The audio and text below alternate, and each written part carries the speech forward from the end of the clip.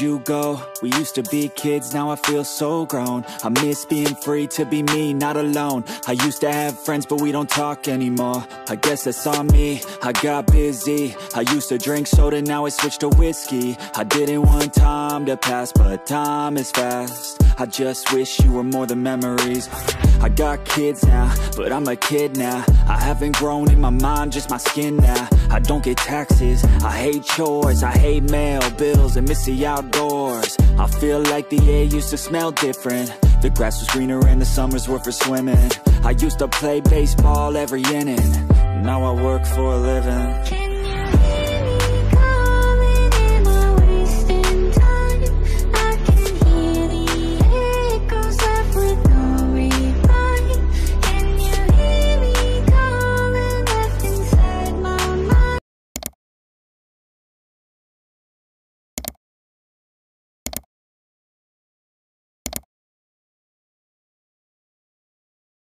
Different and I don't wanna lose it. I try to stay healthy but I'm tired all the time, cause there's too much on my mind. Got into meditation, just try to be more patient. Find a passion, a purpose.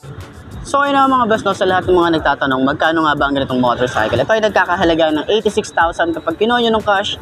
At syempre available nyo sila sa installment. Ilalagay ko na lang din dyan sa screen nyo kung magkano nga ba ang installment nila kapag in-house, and then yung kanilang finance. So para at least meron kayong reference kapag bumili kayo ng ganitong motorcycle. So sa tingin nyo, sulit nga ba ang presyo nito ngayon 2025? Comment nyo naman yan sa baba, at para naman sa mga nakagamit na ng ganitong motorcycle, baka pwede nyo i-share dyan sa comment section. Ano nga ba yung mga naging experience nyo sa motorcycle na to? Ayos na ayos yan, di ba? Okay. So ano nga mga best, no, sa lahat ng mga nagtatanong magkano nga ba ang ganitong motorcycle ngayon 2025, ito ay nagkakahalaga ng 103,400 kapag kinuha nyo ng cash. At syempre kapag kinuha nyo ng hulugan, meron tayo dyan, available po sila sa installment. Lalagay ko sa screen nyo para at least meron tayong reference. So sa tingin nyo, sulit nga ba ang presyo niya? Comment nyo naman yan. At para sa mga nakagamit na ng ganitong motorcycle, baka pwede nyo i-share yan sa comment section. Ano nga ba yung mga naging experience nyo sa motorcycle na to? Ayos na ayos yan, di ba?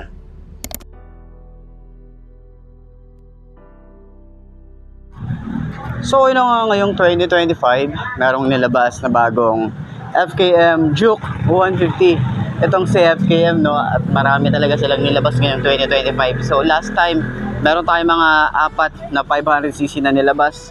And then, pero dito sa branch nila, wala pa masyadong unit yung mga 500cc. Pero ngayon, itong Juke 150, meron silang available dito, 2 unit. So ngayon, mabibili nyo na siya, okay, sa halagang 86,000. Meron ka ng ganitong modern classic. So ayun na mga best, no, ngayon 2025, ngayon pa lang din natin na walk around itong Giorno Plus. So last time kasi nakita na rin naman natin siya sa Makina Moto Show, pero talagang naikutan ko lang din siya. Pero hindi katulad nitong full review para dito sa motorcycle na to. And then, tingnan nyo naman yung itsura nito. So dahil nga marami na talagang nagsilabasan sa mga ganitong classic na style, oh, yung mga scooter classic, okay. Saan nyo to? Ito yung maganda rito eh. Naka LED, projected lamp, ang ganda ng chrome dito sa loob. So may high and low na rin yan. Meron tayong combination ng black, ayan, glossy black, and then kanyang parang pearl white, yung datingan na ito. Kita nyo naman pag nasisinagan siya ng araw, meron siya mga glitter effect. Ganda ng design dito. Yan, modern classic talaga yung datingan niya. So syempre dito meron tayong FKM na sticker. Pagbaba ang lapad ng design dito. So ito lang yung lining dito. Meron tayong signal light dito, LED rin. Pagdating dito sa baba, meron tayong kulay green combination dito sa baba, puro green siya. Okay? So dito naman sa fender niya, combination ng green and black. Ayan. So maganda yung kanyang fender, malapad, and then meron din tayo ritong telescopic fork, matte finish, and then naka single disc brake tayo rito, dual pad caliper. Ang size ng gulong ay 90 by 90 by 12, and tubeless na rin ang isang to. Ayan. So kagandahan ng mugs, para siyang Labi, no, yung Labi 150 natin dati. So meron tayo ritong Kenda na brand, maganda yung kanyang tires nyo. Ayan. So tingnan nyo naman, halos hawig siya nung Labi, yung kanyang mugs. Ayan. So may mga design siya rito na parang tinabas. Di ba? Kita nyo na yan. So, dito naman sa side, yung ating gulay board, malawak din siya. And then, tingnan nyo naman, yung padding niya rito, hindi tinipid. Buo talaga siya. Tapos, ang ganda, no? Hindi siya madulas. Magandang ano to, maganda para sa mga ulan, 'di ba? Hindi mababasa yung mga bolts natin dito sa ilalim. And then sa mga gamit naman, hindi natin magagasgasan yung mga fairings dito. Dito naman sa side, meron tayong matte finish. Ayan, or magaspang yung kanyang ano rito, oh. Yung texture niya, maganda yung texture. Hanggang dito yan sa taas. So, yun na nga, meron tayo rito. Okay, sa kanyang headlight, meron tayo ritong LED. Ayan, sa gitna, meron tayong daytime running light. Naka-chrome tayo dito. Ayan, so yung kanyang glass nakalagay dito is Stanley. So mukhang magandang quality yung ginawa dito ni Honda. Ayan, so pagbaba natin meron tayong Honda, meron tayong chrome. Okay, ito matte finish na kulay gray. Ito sticker. And then pagbaba natin meron tayong mga parang pakurba na design. Ayan, so malapad yung kanyang design dito. So meron tayo dito na halogen bulb, ayan. So, dito naman, naka-combi brake din tayo. Yung kanyang fender, malapad. Talagang flexible. Yung kanyang plastic dito. Ayan, naka-telescopic fork. Meron tayo rito single disc brake, naka-Nissin. Naka-single pot caliper tayo rito. Tapos, Duro, yung kanyang brand sa kanyang tires. Ang size naman dito ay 190 by 12. Ayan, tubeless na rin yan. So, ito yung tsura ng ating mags. Ayan. So, dito naman yung busina. Yung ating design dito, medyo may mga butas ng maliliit. Ayan. Then, meron tayo rito na maluwag na gulay board. So, ayan, may level siya. Ito mataas na part. So, ito naman is mababa. Pero wala siya ritong padding. So, medyo hindi naman to madulas. Ayan, meron siyang design na ganyan. Okay. So, sa kanyang panel gauge naman, so familiar naman tayo rito sa panel gauge niya. So, ito yung katulad ng kay Honda Click. Okay, so may design lang talaga siya dito.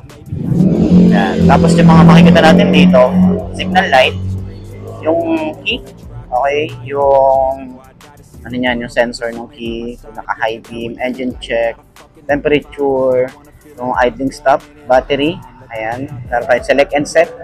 Okay, so meron tayong panel gauge na digital. Ayan. Ganda ng cockpit niya rito. Yung POV dito, ang ganda eh. Isa sa mga nagustuhan ko rito, kakaiba yung mga switches na ginamit dito compared dun sa lobby. Na parang mga ordinary, no? Ito, naka-box type. Pero makikita natin dito, yung kanyang hazard switch, park light, headlight, off, yung nasa gitna, electric starter, and then yung lever natin dito para sa front brake. Ayan, napaka-smooth lang din, malapad, no? So, yung grip niya, maganda yung design eh. Ang ganda, nagustuhan ko to. Tapos, sobrang ano lang din niya, mababaw lang din. Ayan, ang taba eh. Ang taba ng kanyang grip eh. Yung throttle, medyo medyo mababaw lang naman. So, yung kanyang rear brake, smooth naman din, and then malapad din to. Yung grip natin dito, talagang makapit. And dito naman, signal light. Ito naman yung high beam. Ayan, low beam, high beam, ayan yan. So, busina. So, medyo kakaiba talaga yung itsura nito. So, dito naman sa ignition, dito na rin binubuksan yung ating seat. Ayan, ito yung susi niya. Ayan. Ayan yung datingan natin. And, meron tayong utility hook. And then sa side, meron tayong USB charging port. Ayan. Okay. So, dito naman, meron din tayo ritong side pocket, malalim din. So, siguro safe naman tayo mag-charge dyan ng gadget natin. Hindi naman siguro siya malalaglag. Okay? So, dito naman sa side, meron din tayong side stand kill switch. Okay? Para sa safety features natin dito. And then yung ating foot pegs para sa angkas, maganda rin. And then meron din tong gomo sa taas. Ganda rin ng paint job. Yun yung mga nagustuhan natin dito, yung paint job eh. So, eto naman, meron siyang kickstart. Ayan. So, at least kahit dito, may kickstart pa rin na nilagay dito si FKM para sa safety din kapag in case na ganyan masyadong na-monitor yung ating battery. makakauwi pa rin tayo. Okay? Hindi katulad dun sa may mga walang kickstart. Pag yun na ubusan ng battery, hindi naman natin pwedeng itulak yun, di ba? Ito safe naman to, no? Makakauwi pa rin tayo. May Honda tayo dito na logo. So dito naman sa mga switches, talagang papansin natin dito yung quality ng switches ni Honda. Meron tayo dito on and off ng kanyang idling stop, electric starter, lever natin dito, malapad. So ito ay combo brake na din. Okay. So yung kanyang grip, talagang mahapit, sobrang sticky nung grip niya. Tapos kulay brown din. Kulay brown din to. Same din dito sa side. Tapos same din siya nung upuan, kulay brown din. So yung throttle niya sobrang babaw din. Ayan, sa side naman, meron tayong high and low. Wala lang tayo ritong flasher and then wala rin tayo ritong hazard switch. Meron tayong busina, signal light. Okay, so dito naman sa side, ito nakakilas na rin po tayo rito. Okay, fuel tsaka seat. Ayan, so buksan natin yung fuel. Ganyan na yung tsura niya. Kita niyo yung paano siya nag-open. Diba? Napaka-responsive. Meron tayo rito yung utility hook. Ayan, utility hook natin dito. Ganda, no? Tapos meron tayong side pocket. Ganyan din ang itsura niya. Ito yung ating remote. Meron tayo rito. Kasya siguro dito. Cellphone din. Pero hindi siya ganun kalalim, huwag kayo masyadong rito. Mag-depend. Kasi pag nagbubukas sara siya, ayan. So, pwedeng malaglag yung mga gamit na pwede nyo ilagay dito. So, meron na rin tayo ritong USB charging port. Ayan. So, sa upuan, maganda rin yung upuan. Makapal yung upuan. May mga stitches din tayo rito, kulay brown. At pang-classic ng design. Ayan, may stitches din tayo rito. May Honda dito sa likod. And meron tayo rito ang lagay ng mga gamit. Ito, meron tayo rito, pwede tayo maglagay ng bag dito. So, nilagay lang nila rito, example lang, yung user manual. Ayan. Yun naman, mga pang tanggal ng spark plug. Yan, nandito na siya. So, may tayo rito, helmet hook. Yung ating compartment, sobrang luwag. No? Siguro kasya dito, half-face helmet. Yan. So, dito naman, dami niyong may ilalagay dito ng mga gamit, lalo na kapag nag-long ride tayo. Sa ating panggilid, ito yung tsura. Meron din tayong tire hugger. Naka-drum brake tayo dito sa likod. Kanyang tires din, kenda rin dito sa likod. Tubeless na rin. And then yung ating size ay 3.5 by 10. Medyo maliit lang yung rito, yung kanyang gulong dito o yung size niya. Ayan, yung ating sticker para sa Juke. Ayan, maganda rin yung itsura, maganda ng font. Ang ganda ng may irito no. Tapos dito Juke. Ayos no. So, sa upuan, maganda rin yung leather na ginamit dito So, buksan natin. Yun, madali siyang i-open. Ito yung ating compartment. So, maluwag din. Parang feeling ko half face kasya pero depende siguro sa size. Ayan, nandito na rin yung mga basic tools, yung ating tawag dito side mirror, and then napakalinis ng design dito para sa kanyang gas tank. Ganyan ang itsura niya. So hindi na ito mawawala. Okay, itong takip na to, hindi siya mawawala. Kasi meron siyang rubber dito na support. So ganoon lang siya i-open. So meron na rin tayo ritong tawag dito kanyang bracket, no, para sa ating top box. So top box na lang yung kailangan natin dito in case na gusto natin bumili ng top box. Ayan, yung kanyang leather, ito yung itsura, ang ganda napaka-classic ng design, may mga stitches din yan. Ayan, tahi talaga yan, kahit dito sa side, tahi din yan. Okay, dito naman sa ating tail light, ito rin yung mga nagustuhan natin dito. Napaka-modern ng design. Ito yung signal light natin dito, yung ating tail light, and then yung park light nya. Pagbaba, meron din tayo ritong plate light, and then reflector side by side, malapad na ating fender. Ayan, sa atin namang tambucho, napaka classic ng design din. So meron din tayo ritong ating cover para sa ating exhaust, and then naka air cool din ang isang to. Ayan. So ayan yung kabuuan ng ating Juke 150 para sa mga gustong bumili ng Juke 150 ng FKM. Puntahan nyo na lang yung pinakamalapit na FKM sa lugar nyo, or dito naman sa amin, meron din dito sa Baliwag branch. Okay ho, puntahan nyo na lang yung mga malalapit dito sa Baliwag. Yan, available na po rito yung ating FKM Juke 150. So, ano pa hinihintay nyo? Bilhin nyo na. Ayos yan, di ba? Coolant, dito naman nilalagay. Ayan, easy access naman siya. Tapos, yung ating grab bar, ganda ng design ng grab bar. Kulay gray, matte finish din. Meron tayong Giorno na emblem dito. Ayan, napaka-premium ng design niya. Tapos may plus dito.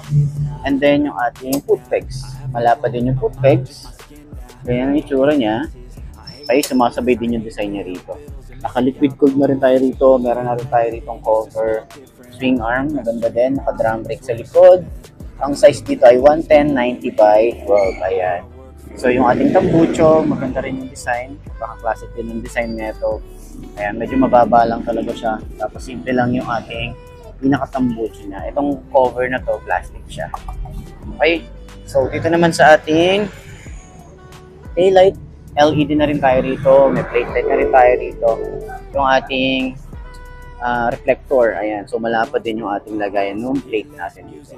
So, pag nilagyan pa ito ng plate, dahil nga malaki yung plate natin dito, matatakpan pa siya. Lalo na sa mga talsik ng putek. Hindi tayo masyadong mahihirapan or hindi masyadong maiirita yung angkas natin kasi hindi siya masyadong matatalsikan ng putek. Ayan. Lalo na ngayon, maulan, diba? So, sa panggilid niya, wala tayo ritong kickstart. Naka-ESP Plus na rin tayo rito. Meron tayo ritong single na shock. Okay, ayan. So, mayroon na rin tayong side stand kill switch.